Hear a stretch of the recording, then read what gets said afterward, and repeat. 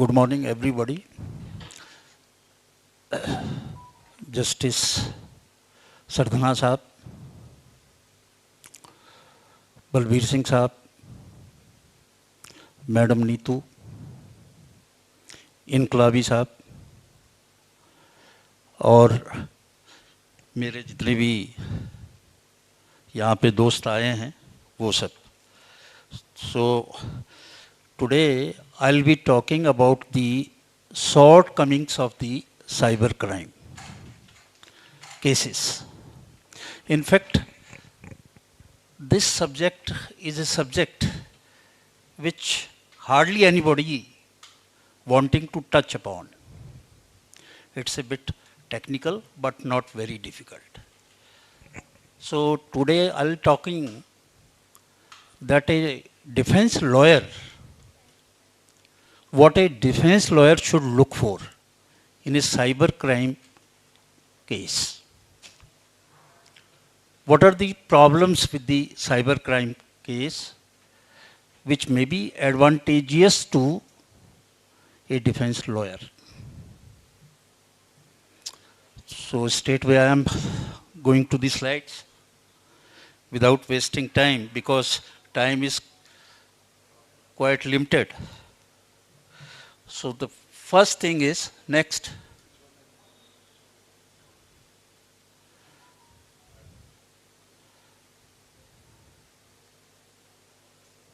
Jurisdictional issues. In cybercrime, the biggest problem is normally in conventional crime we have physical boundaries of the crime. But in cyber world, a person who is sitting in US or somewhere else may commit an offense in India.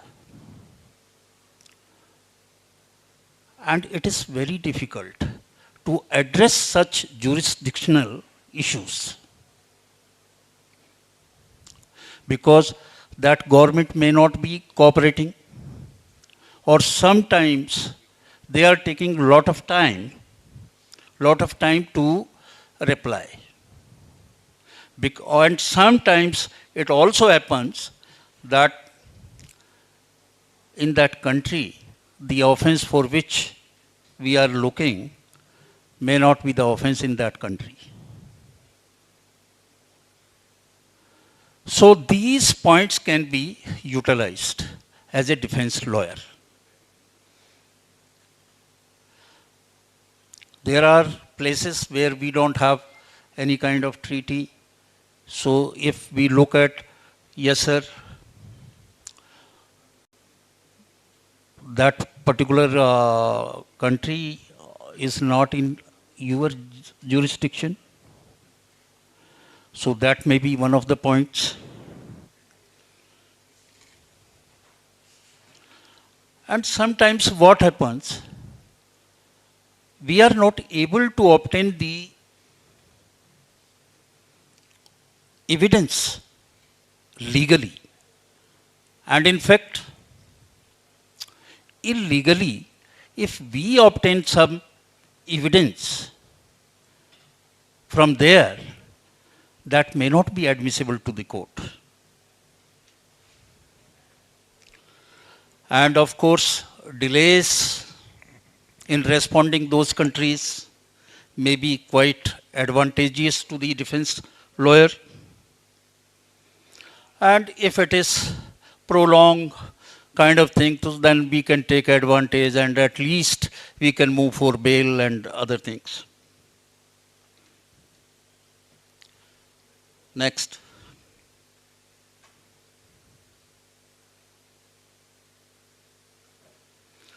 And here we have to look at legal, technical, procedural and enforcement challenges.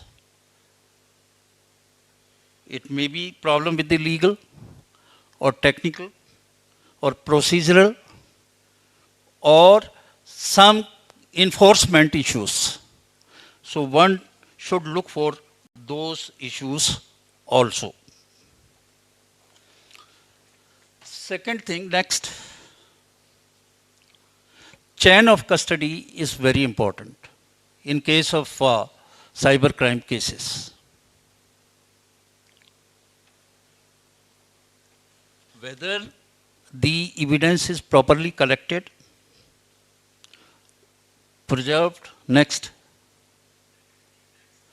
preserved and analyzed, and thereafter how it is presented to the court. That matters a lot. Cybercrime case evidence preservation is a big thing. If you have to seize a hard disk, how it has to be done? What software you would be using? How it has to be referred to the forensic? What question an IO is asking to reply by the cyber forensic scientists?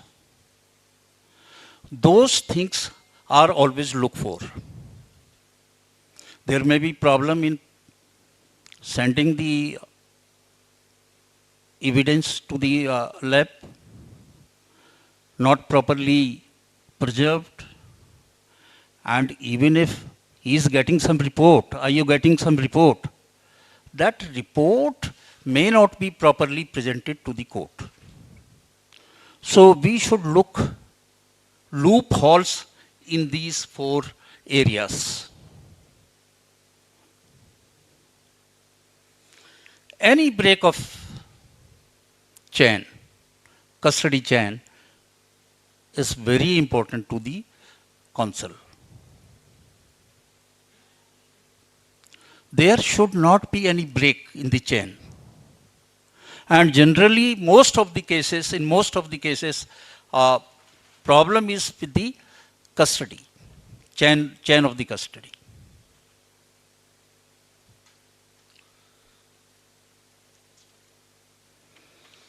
And there are protocols, there are standing orders, there are procedures by which one should seize the evidence.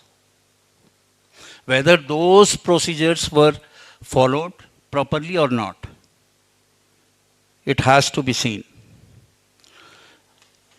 Next.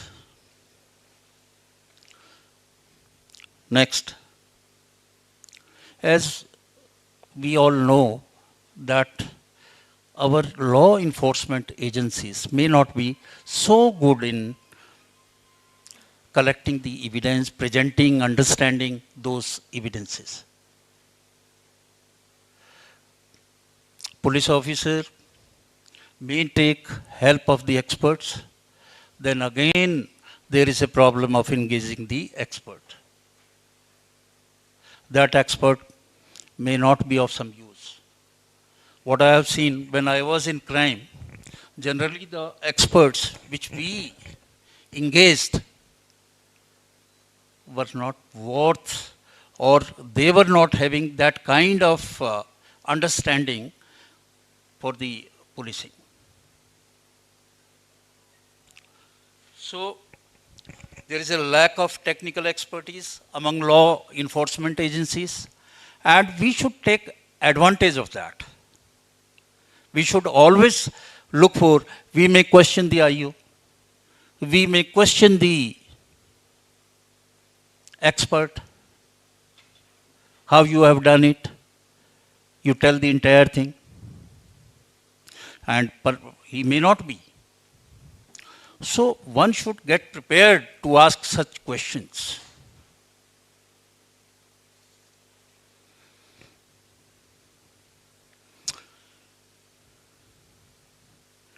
And of course, in previous lectures, in the second and first conference, I focused on electronic evidence.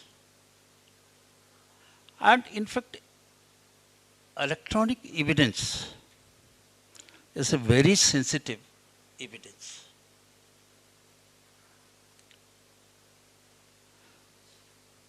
We should look at the procedure, what procedure really was adopted, what are the steps IO has missed.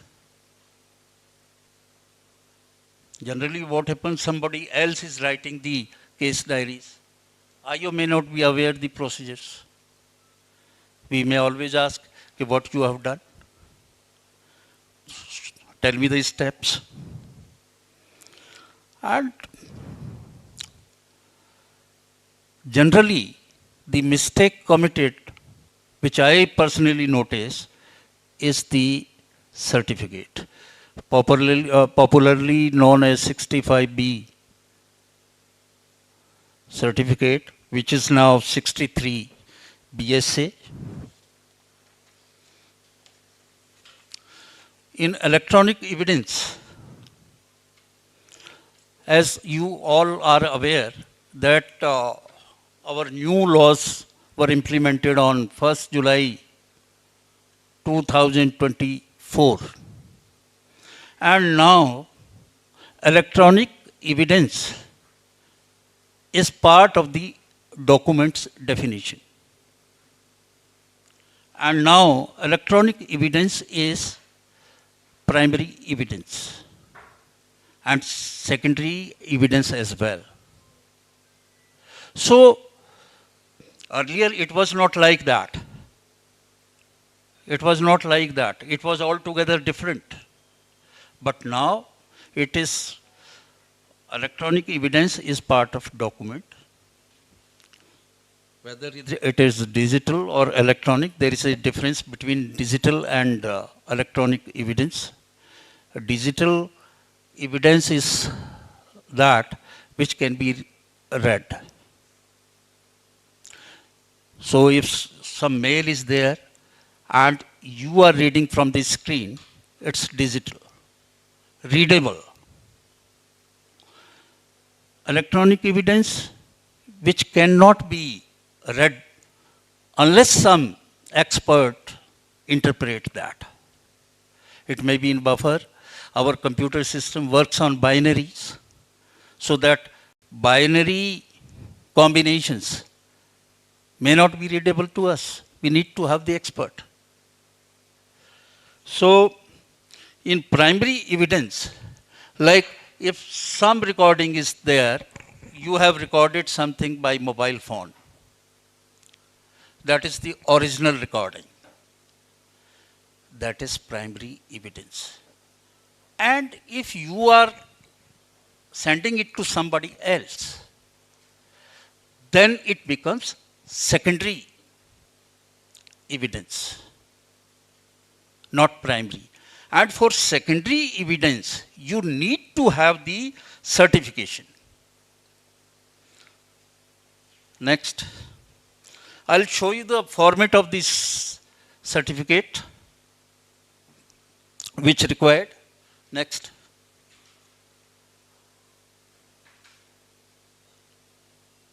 Next. बस यहीं लो. This is the part A of the format. Earlier, in old system, we don't have any specific format. But now we do have format, and format is having two parts. Part A and part B. Here, if you see, you may not be able to see. Here, the first part is to be signed by the party. Party means owner, manager. That has to be signed by the party.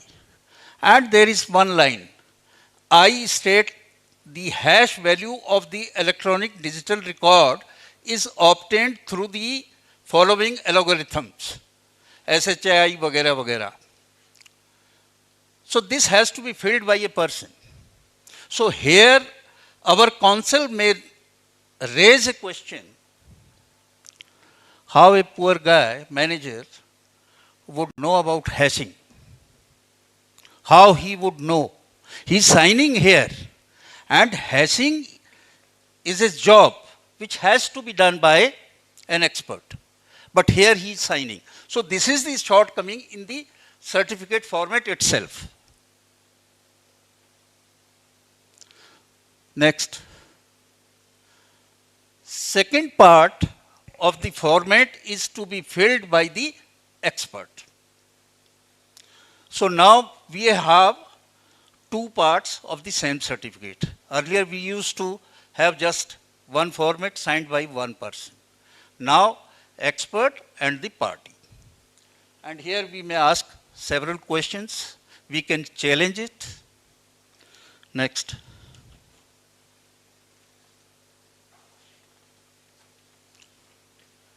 Here one point is there. If evidence is not legally obtained, and if that evidence is obtained illegally, generally it happens in case of the evidence which is beyond the country. So in that case, we have a system, doctrine, called fruits of the poisonous tree doctrine. Next, which says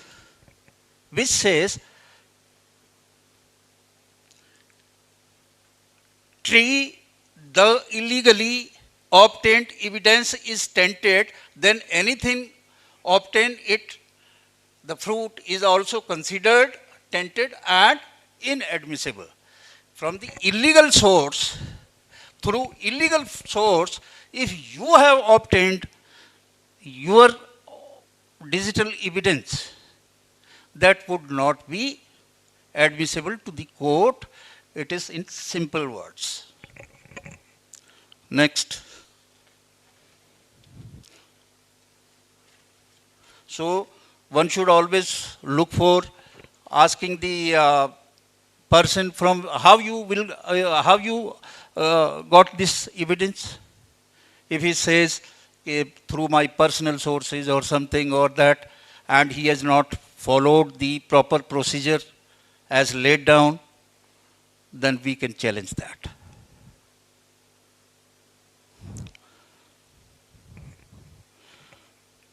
Delayed investigation and prosecution. It happens in want of the response from other country or from the source or elsewhere or from the forensics.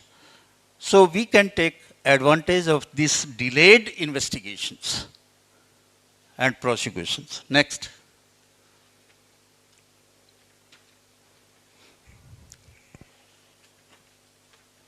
Next.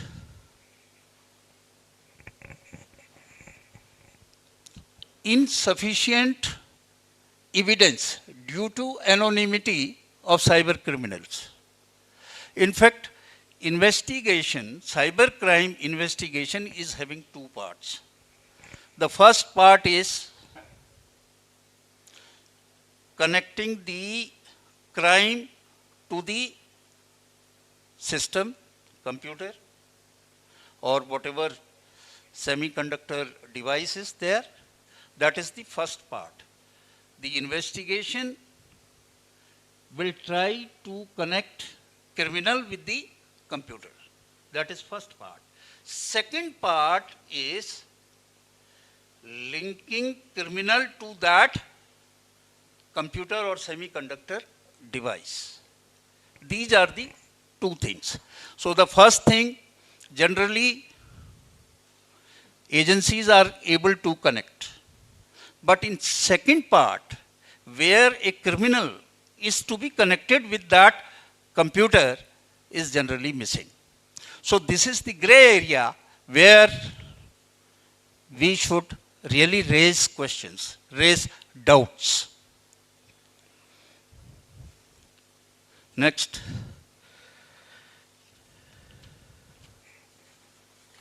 Next. This is the section on which I would like to emphasize upon. Section 105 B and SS, Bharatiya Nagrik Suraksha Sahita. Next. Everything, whatever is being seized, whatever is being recovered, need to be audio, video recorded. Everything. Right from planning down to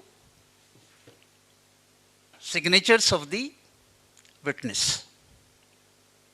Every step need to be recorded. Audio also. Audio is very important. And then it has to be dispatched to the magistrate.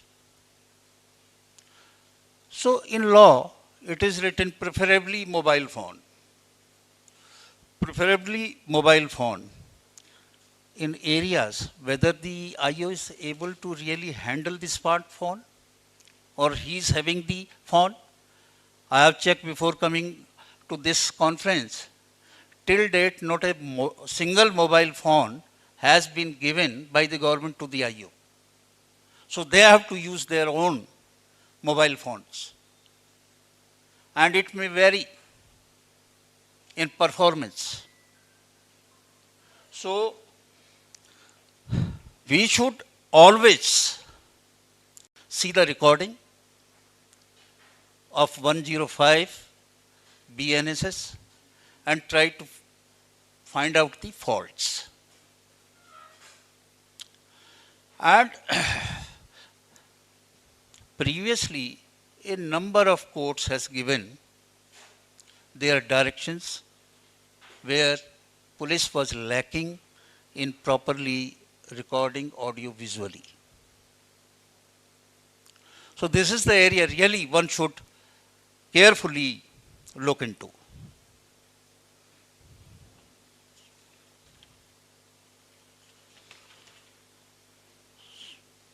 So friends, I am coming to the end because already this much time was given to me.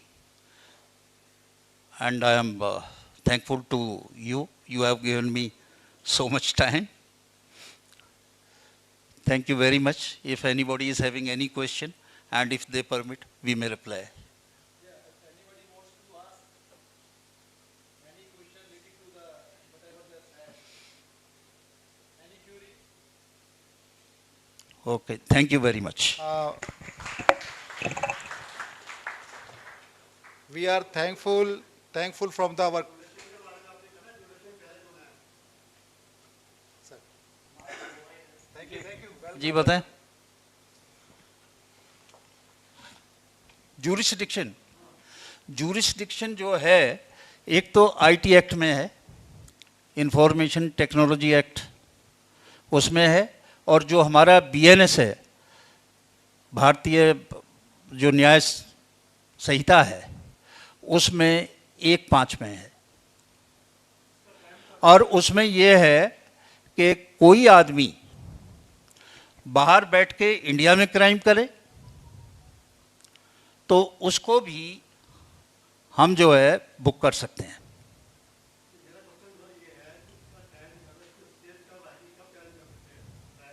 Trial के time पे होगा जो कुछ होगा, जब आपको मौका मिलेगा. नहीं, रिकॉर्डिंग ऑफ एविडेंस तो वकील होता ही नहीं, हो तो पुलिस का काम है. वो तो जब आप कोर्ट में आ जाएगा और ट्रायल पे आएगा and opportunity is given to you, then you may raise your concerns. Okay, thank you.